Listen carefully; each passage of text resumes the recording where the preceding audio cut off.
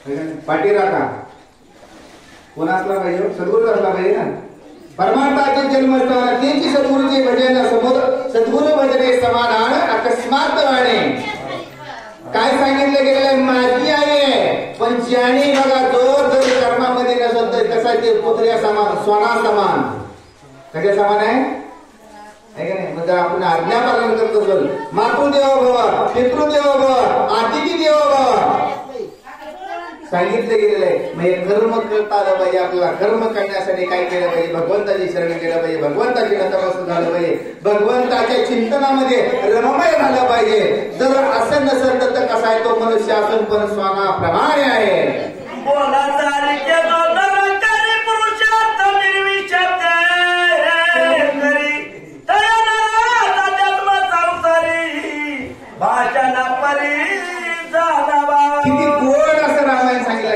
जैसा बोले तैसा चाले त्याची वंदावी पाऊले असा जर नसेल करत तो मनुष्य असून पण उपयोग नाही आणि बोलणार वेगळं आणि कार्य करणार वेगळं असं कार्य चालत नाही कारण का आपल्याला या कर्मातून उभा राहिला रामायण कसं ऐकायचे आपल्याला अंतःकरणामध्ये बदल झाला पाहिजे वागण्यामध्ये बदल झाला पाहिजे बोलण्यामध्ये बदल झाला पाहिजे चालण्यामध्ये बदल झाला पाहिजे या करता सांगितले बोले तैसा चाले त्याची वंदावी पाऊले सोयला बोले वाली व्यक्ती चतुर्णी नाही उल्हास महानसी आपल्याला भूमीची तोची एक पुरुष आरतीया पर आता आपलं आणि तुपलं कळलं पाहिजे का नाही कळलं पाहिजे आता देहामध्ये विकार आलेले आहेत म्हणजे आपल्याला हित कशाला आपल्या परमार्थामध्ये येतं बघा नामचिंतनामध्ये येत आहे तिथं जर आडवे येत असतील तिथं आपल्याला आपलं तुपलं कळता कामा नाही त्याला काय केलं पाहिजे बाजूला करता आलं पाहिजे असं हे कथन चाललेलं आहे कोण सांगितलं लव आणि पूजत आहे का नाही का सोडलाय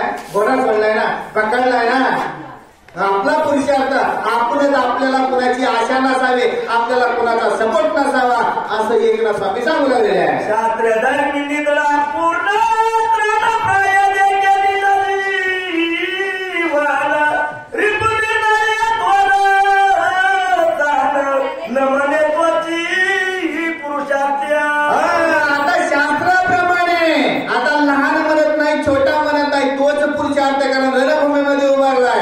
युद्ध करण्यासाठी तयार आहे त्याला म्हणून नाही की लहान आहे किंवा हा मोठा आहे का युद्ध करायचे ना आपल्याला युद्ध आम्हा युद्धाचा प्रसंग आहे मग त्या युद्धाच्या प्रसंगामध्ये सुद्धा लहान मोठा बघता कामा नये शास्त्र नेमून दिलेलं आहे आणि युद्ध करण्यासाठी त्यांचे राहायला पाहिजे असं बोलू लागेल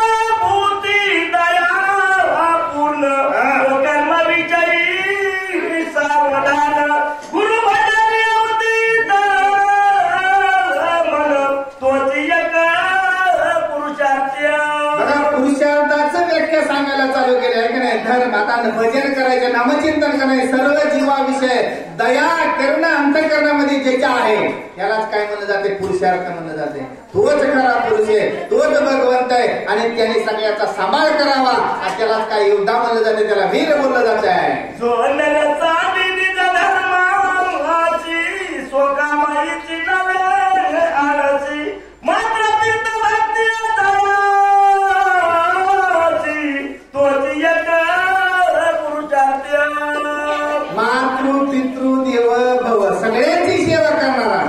किती गोड सांगितलं आहे का नाही लयदामाने सांगायसारखं हे जसं रामदास स्वामींनी सांगितलं तशा गतीतलं हे आईची सेवा वडिलांची सेवा समाजाची सेवा भक्ती करता आली पाहिजे अंतःकरणामध्ये करुणा असले पाहिजे वाणी कशी असली पाहिजे मंजूळ असले पाहिजे नेत्राने सुद्धा उत्तम बघता आलं पाहिजे असं सगळ्याकडे आहे त्याला काय म्हणलं जाते पुरुषार्थी म्हणलं जाते आपल्याला काय दोन शब्द सांगायला की आपण एवढे आहे चालतो हे का नाही कसं सांगितलंय एकनाथ महाराजांनी दिलेलं की एकनाथ महाराजांचं एक आहे म्हणून नात आहे नातं कुठं जोडले होते भक्तीशी नातं जोडले ना एकनाथ महाराज ना आपल्या अंतःकरणामध्ये जेव्हा तेवढं कार्य असावं मग आपण बोलावे मग त्याच्या अगोदरची वेळ गेली बोला त्याची चालेल त्याची वंदावी पावली आपण महाराज झालो आपण पोथीकार झालं वाचन झालं पण आपलं कर्म पाहिजे तसं त्याला पुरुषार्थ म्हणलं जाते मग हे कर्म जर माझ्याकडनं नसेल तर मी पुरुषार्थी नाही आणि हे सगळे कर्म जर अंतःकरणामध्ये असेल तर त्याला पुरुषार्थी किंवा त्याला पुरुष म्हणलं जाते असं आपल्याला सांगू लागलेले आहे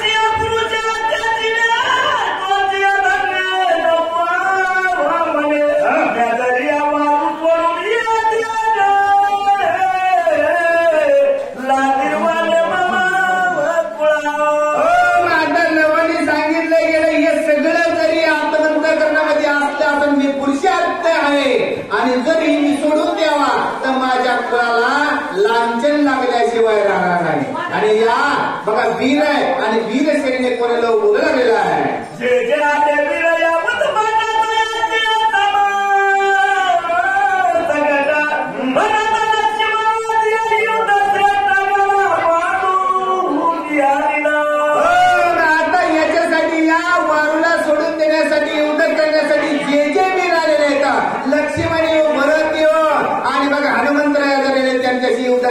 असा लोकांना याला पुरुषार्थ बनलं जात आहे. मग आपल्याकडे काही आता ज्या सूर्यवंशी कुळामध्ये जन्माला आलोय, ज्या भूमीवरती जन्माला आलोय, ज्याचं रक्षण करायचा अधिकार आपल्याकडे किती जरी मिळाले पण त्यांच्याशी मी काय करणार, युद्ध केल्याशिवाय राहणार नाहीये.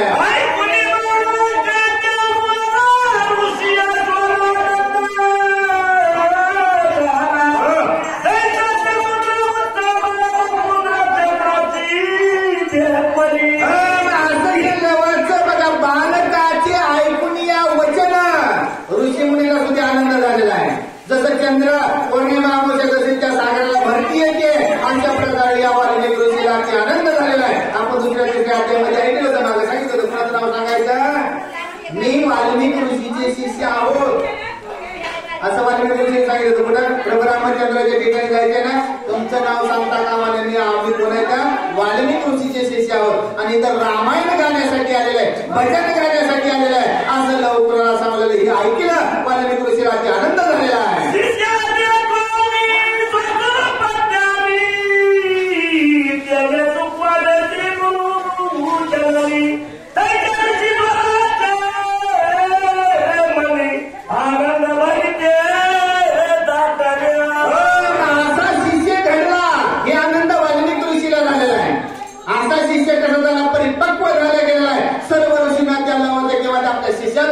गुणगान गावला त्या गुणगानाच्या अंतकरणामध्ये एवढा सर्व ऋषी नाट्य आनंद झालेला आहे. मनी ऋषी मध्ये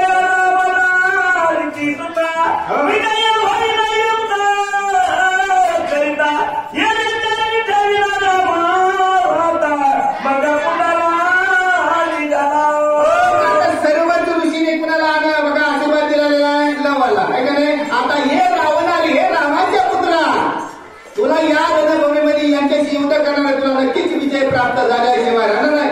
सर्व ऋषीने आधी काय केलेला आहे बघा, आशीर्वाद दिला गेलेला आहे.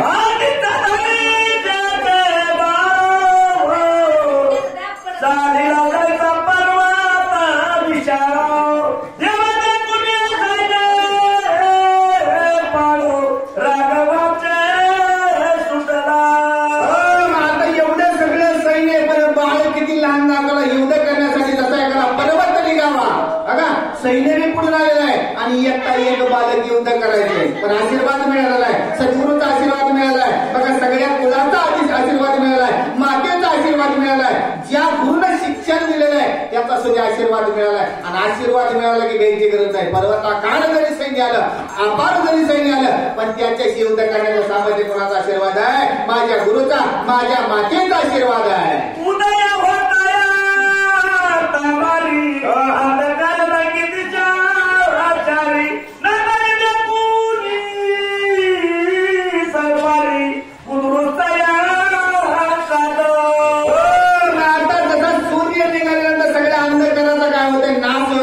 अंधकार सगळा लोपला जातोय, तसं हे कुणाला उपमत दिलेले जे वीर आहे आणि जे सामर्थ्य आहे, कारण हे आपल्याकडे जेवढं सामर्थ्य असलं पाहिजे आपल्याला भेटा कामा नाही. तसं सूर्य काय झाल्यानंतर उगवल्यानंतर सगळा अंधकार या पृथ्वीवरचा काय होत आहे, नाचला जातोय. तसं आपल्या देहामध्ये जर ज्ञान आलं तर अज्ञान पळून गेल्याशिवाय राहत नाही असं त्याला बोलण्याचे निघाल झाले.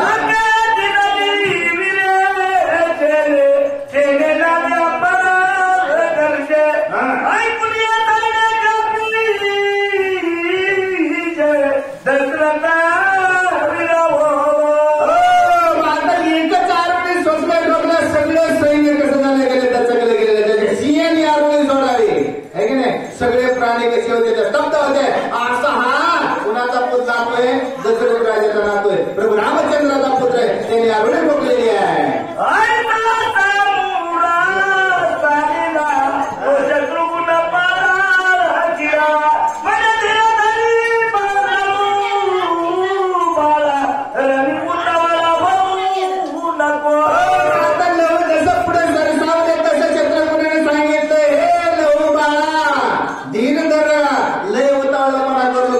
करण्यासाठी आलेला आहे काय. कोणी सांगितलं बारीक पोराला सांगितलं मोठे माणसं सांगितलं काय तसं काय सांगितलं चंद्रपुराने जरा धीर धरलंय गडबड करू नका.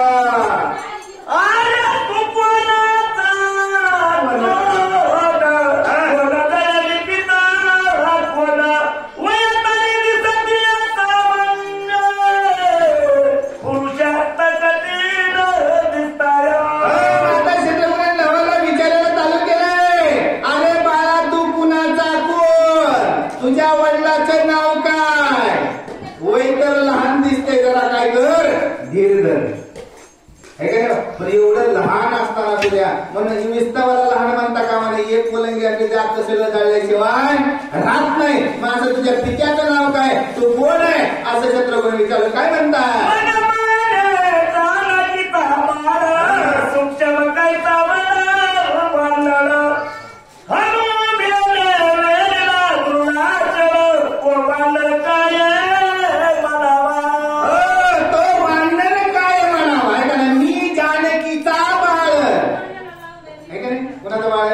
सीते मातेचं बाळ आहे. माझ्या आईचं नाव काय बाबाचं नाव सांगितलं का बघा रामाने ही ओळी घेण्यासारखी बघा आमच्या कानामध्ये. आपल्याला जर आपल्या पोरांना म्हणलं की मी माझ्या आईचं तर आपल्याला राग येतो का नाव येतो का नाही. अरे मी तुझा बाप आहे पण तसं नाही सांगितलं मी जानकीचा बाळ आहे. कोणाचा बाळ आहे जानकीचा. मग जाणीव आहे का माझ्याकडे नाही. बघा आपल्याला कळलं पाहिजे आपण रामाने एवढे दिवस ऐकतो पण आपल्याला पोरग सुद्धा म्हणतं म्हातारा काय कळत नाही निघालं बोंबलं कुठं म्हणताय नाही पटलं तुम्हाला. आज गुरुवार आहे निघालं उजळत म्हणतं हे काय करीत नाही काय का माझे पात्रता याला काहीच घेणं नाही. आणि आपल्याला घरी गेले कुणी मुलंही देत नाही. पण इथं जाऊन काय सांगितलंय मी सीता मातेचा काय कुमार आहे असं सांगू लागलेलं आहे. परिचा काय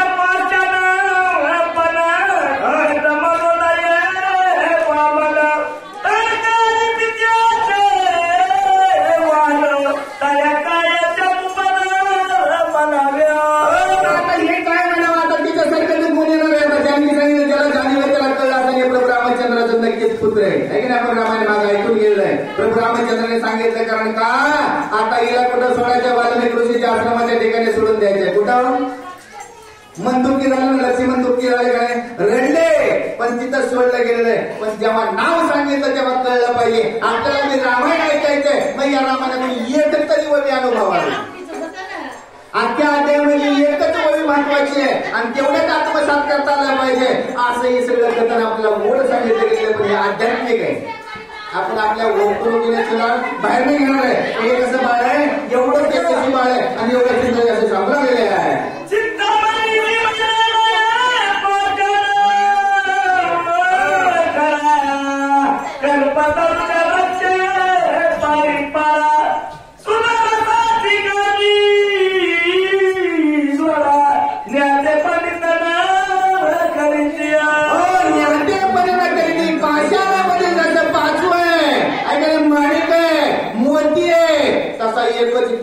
कोण दिसायला बालक दिसायला पाशांत सगळीकडे पडले गेले ना आणि त्या सगळ्या दगडाला किंमत नाही. पण त्या दगडामधून हिरा मिळावा त्याच्यातून माणिक मिळावा त्याच्यातून मोती मिळावा असा हातच्या मागं दार कोण आहे बघा कसं दिसलं जाते. हे आपल्याला जाणीव झाली पाहिजे. माझ्याकडनं मला काय कर्म करता आलं पाहिजे भगवंता तो कर्म करून घ्यावं असं त्या नावाचं गुणगान गाऊ लागलेलं आहे.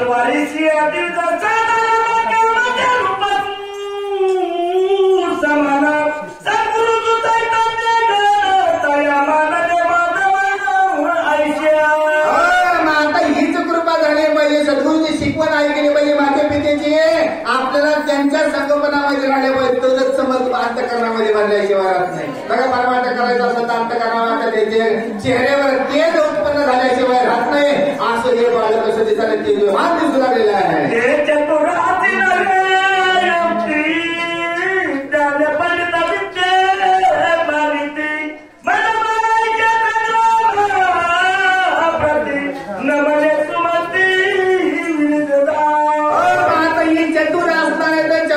सांगितलं गेलं पण पंडिताला पटत नाही. पटतं का आपल्यापेक्षा शाळा असं तर त्याला कधीच पटत नाही. आपला शब्द पटतो का नाही पटत. बांधाला पटतं का